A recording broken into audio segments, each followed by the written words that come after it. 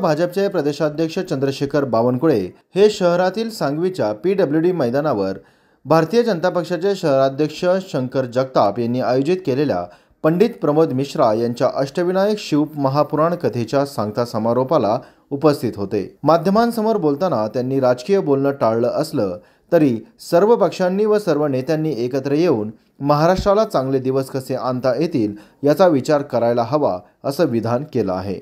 ते आपल्या सर्वांच्या हृदयात ज्यांचं अत्यंत महत्त्वाचे स्थान आहे असे लक्ष्मणभाऊ जगताप यांच्या आठवणी आणि स्मृतीप्रित्यर्थ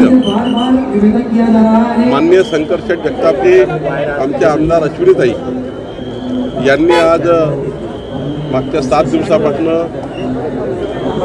श्री अष्टविनायक श्री शिवपुराण या पिंपरी चिंचवडच्या पावन धर्तीवर प्रदीप मिश्रा पंडितजी यांच्या श्रीमुखातून या ठिकाणी 3 ते 4 लाख भाविकांना जे ग्रहण केलं आहे जीवनात जगण्याचा मार्ग आणि आपलं जीवन कसं चांगलं करून घ्यावं याकरता या शिवपुराणाचा खूप उपयोग लाखो भक्तांना होणार आहे। आज पिंपरी चिंचवडच्या या पावन धर्तीवर अक्षरशः अदृश्य रूपाने भगवान शंकरजी या ठिकाणी लोकांना तृप्ती देत आहे।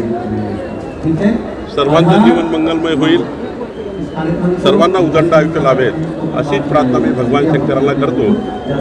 महाराष्ट्रात दुष्काळ आहे, दुष्काळग्रस्त शेतकरी आणि शेतमजूर यांनाही या शिवपुराणाच्या माध्यमातून जे दुष्काळामध्ये ते दुष्काळमुक्त होतील अशी प्रार्थना मी भगवान शंकराला केली आहे।